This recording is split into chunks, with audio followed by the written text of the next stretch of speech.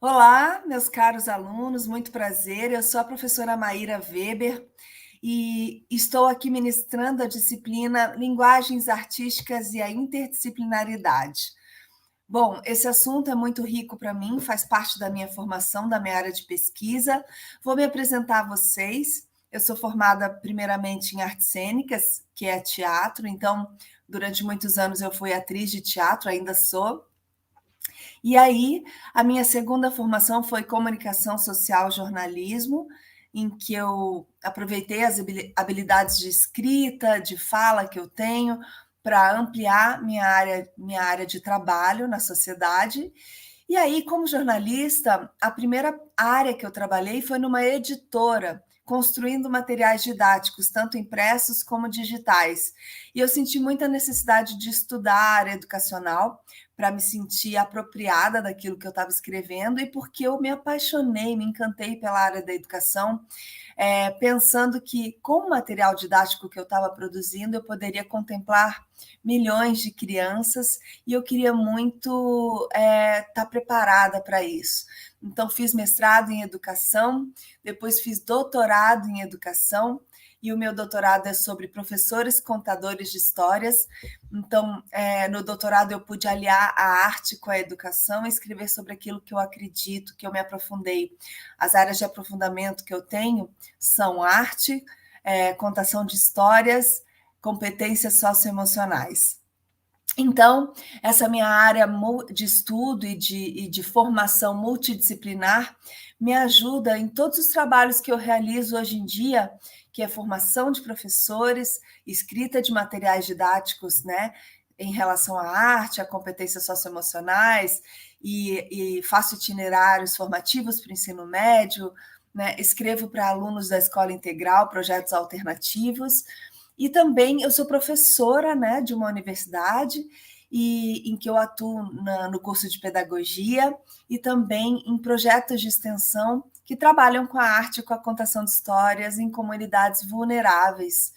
E também sou professora de uma escola, né, de ensino básico, em que eu sou professora de teatro de alunos do nono ano, fazendo, ao lado de uma professora de língua portuguesa, fazendo um projeto, né, interdisciplinar que trabalha com o texto dramatúrgico, que é o texto de teatro, uma peça de teatro, e eu dirijo essa peça, né, levanto essa peça, os alunos aprendem a interpretar, fazem personagens, a gente cria uma obra e se apresenta no teatro. Então, eu estou há anos fazendo isso também. Gosto muito de estar na universidade, na educação básica e ainda na produção de material didático. Então, eu me vejo atuando em várias frentes aí de formação educacional. Quero convidar você para fazer essa jornada por essas 3 unidades dessa disciplina. Espero que vocês gostem e que eu possa contribuir para a formação de vocês. Não só a formação profissional, mas que eu consiga provocar vocês a ampliarem a cultura, ampliarem seus olhares sobre a arte. Bom, então vamos começar falando sobre arte. Eu tenho certeza que você é, usufrui da arte, né? Quem não gosta de ouvir uma música, quem não gosta de cantar ou de tocar um instrumento, veja se você se encontra em alguma dessas perguntas que eu estou fazendo. Quem não gosta de assistir uma série de TV ou um filme, né? Ou vai ao cinema e gosta até de ver filmes clássicos, filmes que já foram premiados, filmes que mudaram a nossa sociedade, né? Quem não gosta de fazer um desenho, uma pintura, tirar uma fotografia, ou, né, contemplar obras num museu, né, tanto de fotografia quanto de pinturas, ou admirar a arquitetura que tem na nossa cidade, nas nossas cidades, e a dança, quem não gosta de dançar, se movimentar, olhar para o corpo, né? Então, essas pequenas obras de arte que transpassam o nosso cotidiano, transpassam o nosso dia a dia, eu tenho certeza que nos fazem mais felizes, que nos fazem seres melhores, que conseguem entender como é a humanidade, como são as pessoas, como a gente é, né? Quem não gosta de ler um livro de literatura, né? Que literatura também é arte. Então, todas essas questões artísticas que passam pelo nosso cotidiano, pelo nosso dia a dia, vão nos cutucando, nos provocando, nos acompanhando, nos fazendo conhecer novas culturas. Então, isso tudo, a arte, está no nosso dia a dia, no nosso dia como pessoas, e é essencial para nós. A gente viveu e ainda vive o restinho de uma pandemia. A gente sabe que o nosso grande companheiro, a nossa grande companheira foi a arte, né? Que nos acalentou, que nos acompanhou nas nossas casas, no nosso momento de reclusão. Então, só para a gente perceber como essa área do conhecimento é rica e essencial para as nossas vidas. Mas o que é arte, gente? O que é arte? Vocês conseguem nomear o que é arte? É muito difícil nomear, porque é uma área que não é palpável, é uma área que tem um conceito subjetivo. Vários teóricos já definiram o que é arte. Claro que vários acabam tendo uma nomenclatura, uma definição parecida, mas são diferentes os conceitos do que é arte. Mas a gente, de tudo que eu li, de tudo que eu estudei nessa área do conhecimento, que é uma área que atravessa toda a minha formação, a arte é considerada arte quando a gente escuta uma música ou vê uma tela de pintura ou um espetáculo de teatro, quando aquilo nos move, quando aquilo nos arrebata, quando aquilo nos arrepia, quando aquilo nos comove, quando aquilo nos emociona. Então, a arte é qualquer produto artístico que nos leva à emoção. Mas o que me leva à emoção não necessariamente é o que te leva à emoção. A gente tem que entender que nem tudo que é arte para mim é arte para as outras pessoas, para você.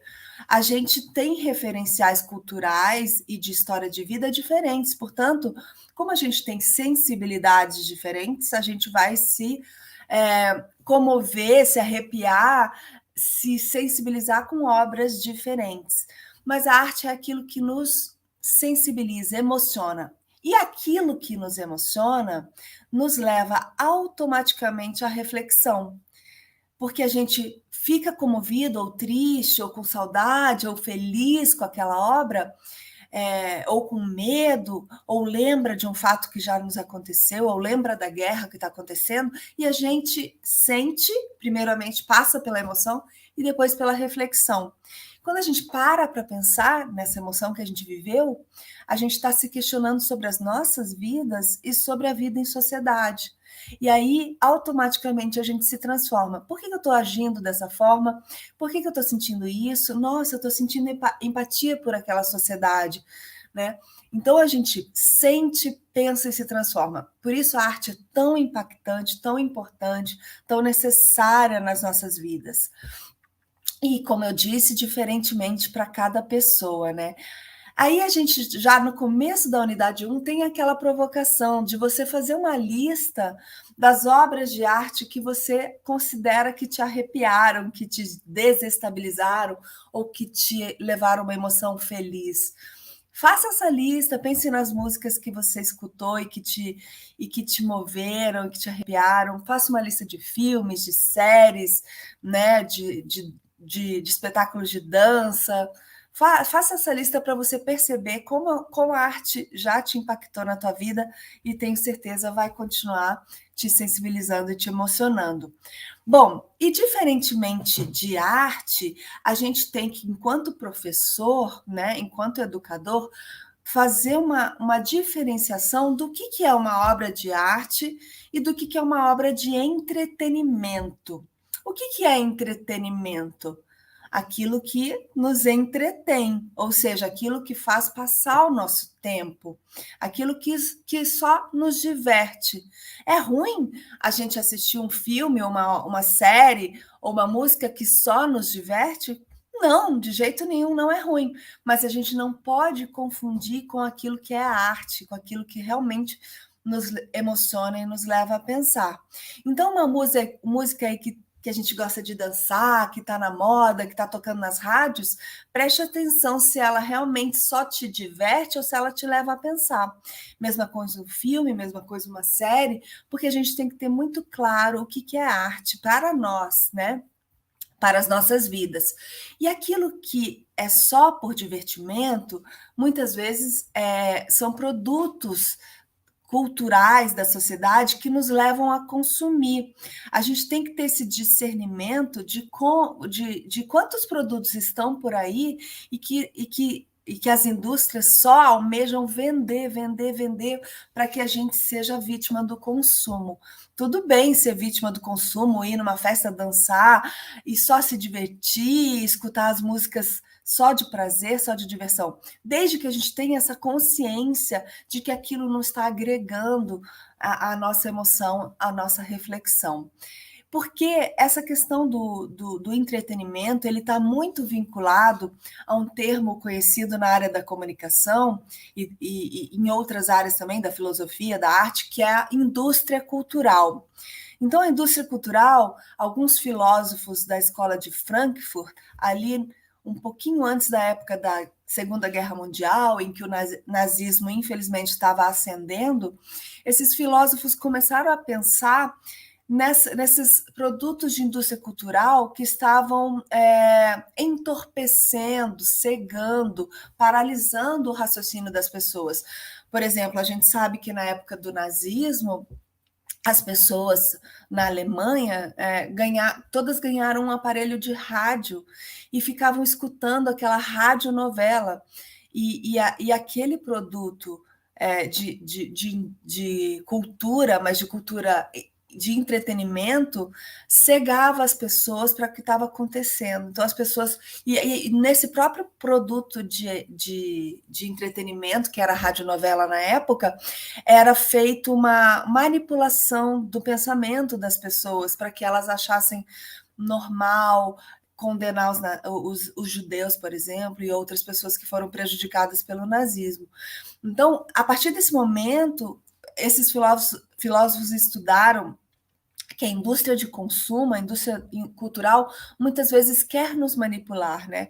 Quer nos cegar. Então, a gente tem que ficar atento para aquilo que é oferecido em larga escala na sociedade e que muitas vezes nos cega, né?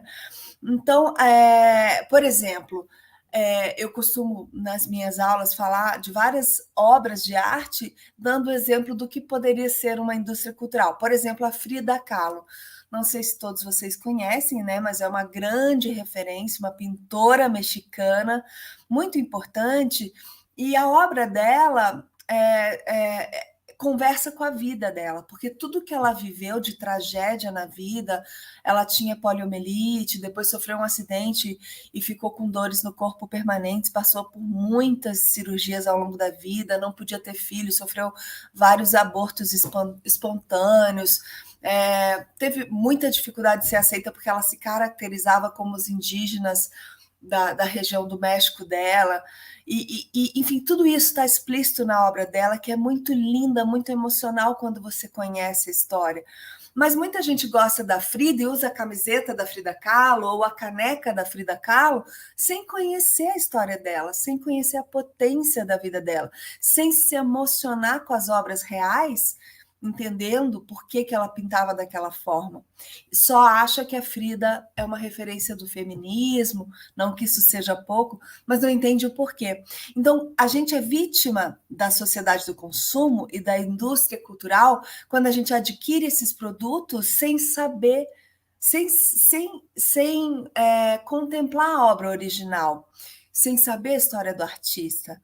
Então, nesse sentido, eu convido vocês que são educadores, né, que estão nessa área, eu convido vocês a começarem a perceber o que só são produtos de entretenimento, o que são produtos de arte, o que me emociona de verdade, o que desenvolve meu pensamento crítico, para que a gente não seja vítima dessa indústria cultural, desse pensamento obtuso, passivo e que pode ser manipulável. Que a gente seja, assim, lúcido, coerente e que aproveite a arte para nos ensinar.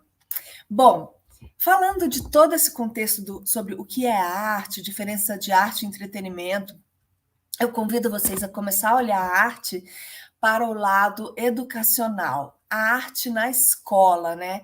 Que nos interessa muito esse assunto. A gente tem que aproveitar de todo esse referencial cultural que a gente vive na nossa vida pessoal e aproveitar isso para nos auxiliar em termos de educação.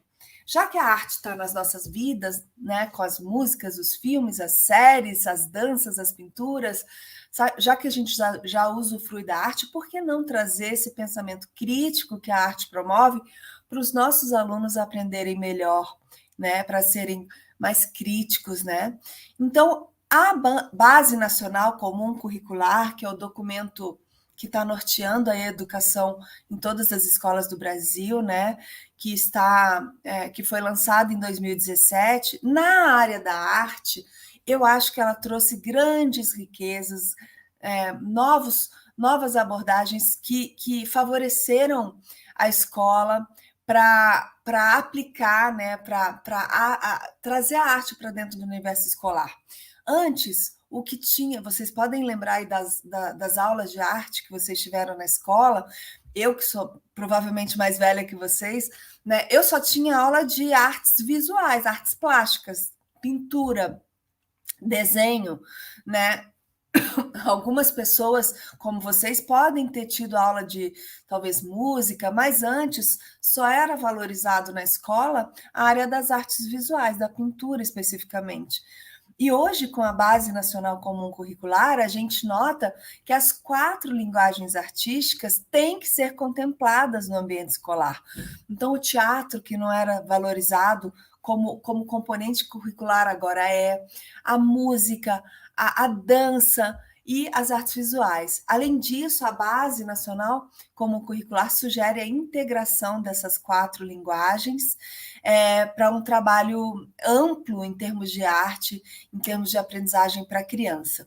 A gente nota nesse documento da Base Nacional Comum Curricular, além disso, né, de contemplar as várias linguagens, né, já no documento inicial, a gente nota nas competências gerais da base as palavras cultura, criatividade, imaginação. Então, tudo que se relaciona com a arte está sendo priorizado e valorizado, e isso é muito bom para a formação humana, isso é essencial para a formação humana.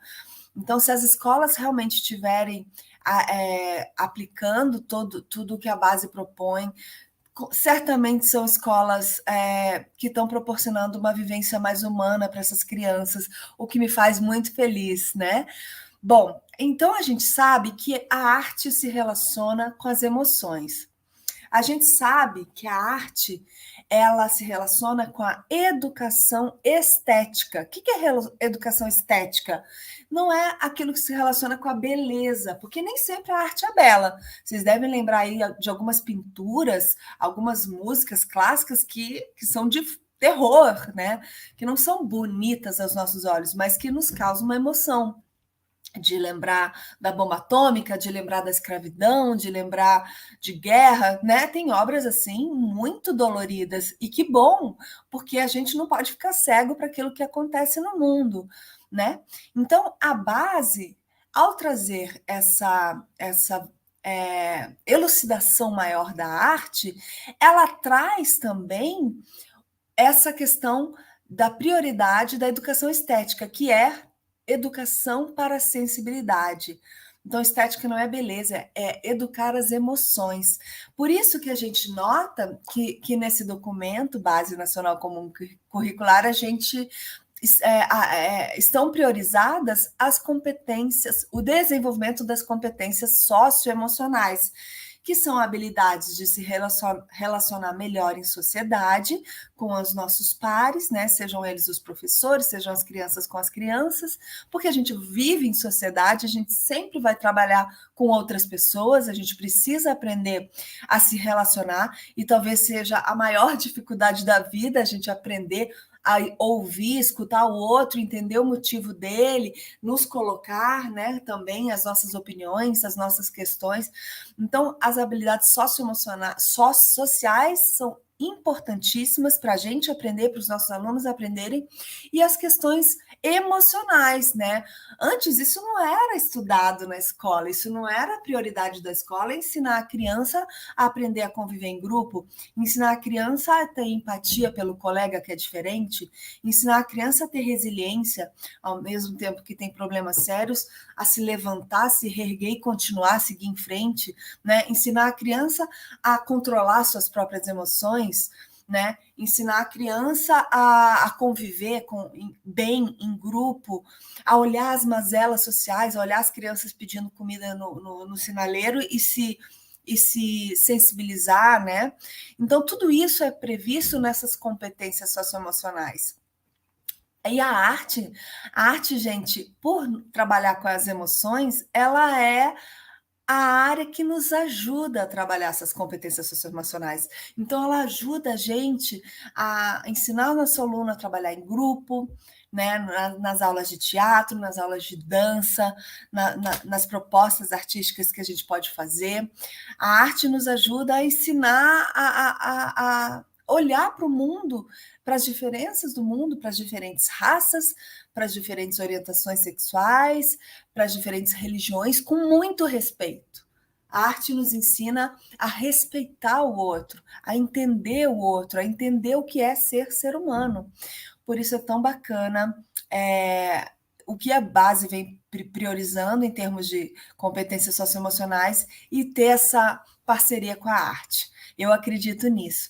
Ainda assim, a gente vê nesse documento, na base, né, outros educadores muito interessantes, muito atuais, muito contemporâneos que estão sendo priorizados ali, privilegiados ali, ainda que seja muito subjetivo, mas a gente consegue enxergar que os pensadores mais modernos estão sendo, né, priorizados. Por exemplo, o Morin, Edgar Morin, que fala sobre o paradigma da complexidade. A gente vê que na Base Nacional Comum Curricular está o pensamento da complexidade, que é aquele pensamento que quer que o aluno seja protagonista, quer que o aluno tenha voz em sala de aula, que o professor não seja mais o detentor do conhecimento, o que sabe tudo e o aluno não.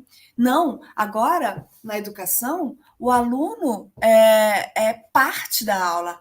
A gente não aprende na aula, a gente constrói o conhecimento. Por isso que cada aula é única, porque tem diferentes alunos. Então, isso é priorizado no paradigma da complexidade, e a gente repara que nas atividades propostas, o aluno é priorizado, o aluno tem voz, né? A aprendizagem é construída.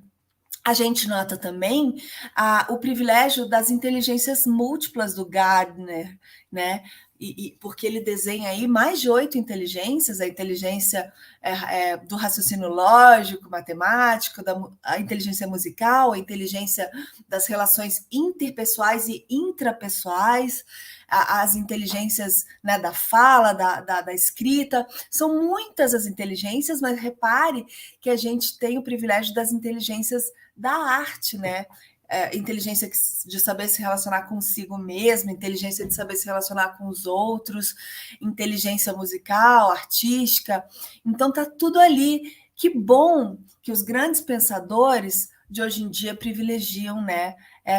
Não só o saber, né? Não só aquilo que a gente precisa ler em livros ou escutar o professor falando, mas sim o que é ser humano, as nossas potencialidades, as nossas habilidades de convívio e artísticas, né? Então a gente tem o Damásio também, né, que prioriza a sensibilidade, a emoção ao mesmo tempo da razão, né? A gente tem um autor que eu adoro estudar, que é o Larossa Bondia, um autor catalão da Universidade de Barcelona, que ele defende o aprendizado da experiência. Aliás, ele defende que a gente só aprende em sala de aula quando a gente vive uma experiência. Então, quando o professor está lá falando um conteúdo, ou você está lendo um livro didático, por exemplo, você não estaria, segundo o Bom Dia, não estaria de fato aprendendo, você estaria tendo informação. Informação, a gente sabe que a gente dorme, passam 2, 3 dias, a gente esquece. Não, então, para ele, a gente aprende de verdade quando a gente vive uma experiência. E quando que a gente vive uma experiência em sala de aula? Quando a gente faz uma aula de campo, vai lá numa fábrica conhecer não sei o quê, vai lá conhecer o rio da cidade, ver que ele está poluído, ou vai no museu, né? Vive uma experiência, ou faz uma atividade em que você seja o protagonista, você atue com o teu corpo, com a tua voz, com a tua criatividade, tua sensibilidade. Então, a gente tem que provocar momentos de experiência em sala de aula para que o aluno realmente aprenda. E eu vou puxar a sardinha para o lado da arte, porque com a arte a gente, de fato, promove experiências em sala de aula. E outra questão que a gente vê nítido ali na base tem a voz de outro autor que eu gosto muito, também da Universidade de Barcelona, também um catalão, que é o Saturnino de la Torre, que escreveu um livro chamado Sentir, Pensar. Então, ele propõe que para você aprender como aluno, para as nossas crianças aprenderem, os professores têm que colocar em pé de igualdade, lado a lado, o sentimento e o pensamento. Quando a gente não privilegia isso em sala de aula, só privilegia a razão, que é o que veio permeando a nossa vida escolar. Vocês devem lembrar da decoreba matemática, da decoreba dos verbos, da decoreba de questões de ciências, biologia, história, né? Nomes e mais nomes. Quando a gente prioriza só o racional, a gente não está levando esse aluno a aprender. Quando a gente coloca esses conhecimentos, esses conteúdos em pé de igualdade com a sensibilidade, né, a gente faz o aluno aprender. Aí eu entro com o que eu defendo, que é a arte enquanto olhar interdisciplinar para todas as disciplinas. Imaginem vocês um professor de ciências, né, mostrar o aprendizado, né, da fotossíntese, levando essas crianças, né, para perceberem como são as árvores, mas ao mesmo tempo que as crianças façam pintura sobre isso, ou astronomia, conhecer os planetas, as crianças trabalhem vendo filmes que tratam dessa questão, né? O cinema faz parte das artes visuais, por exemplo, né? Em conteúdos de história, a gente trabalhar com trechos de filmes ou músicas históricas, né? Músicas da ditadura, músicas de cada época histórica, né, para a gente fazer a partir da música um estudo sobre o que aconteceu no Brasil e no mundo, por exemplo. Então, o teatro ali permeando aprendizagens da oralidade, da escrita, da alfabetização, por que não? A arte pode estar, né, em todas as áreas do conhecimento. A matemática, por exemplo, se relaciona de um jeito muito explícito com a dança, sabia? A dança é toda pautada no ritmo e contação, né? E contagem, desculpa, matemática. A música é toda pautada nas notas musicais, em ritmo, em tempos, né? Em partes. Então, a gente nota que a arte pode permear a aprendizagem de diversas áreas do conhecimento, né? E pode nos ajudar com essa interdisciplinaridade que nem sempre é fácil. Então, trabalhar com música, fotografia, cinema, pintura, dança, teatro, é muito rico e pode ajudar a agregar qualquer aprendizagem que esse aluno vá ter. Eu defendo isso, eu trabalho dessa maneira e noto na prática que isso é uma belíssima maneira da gente levar o aluno à aprendizagem.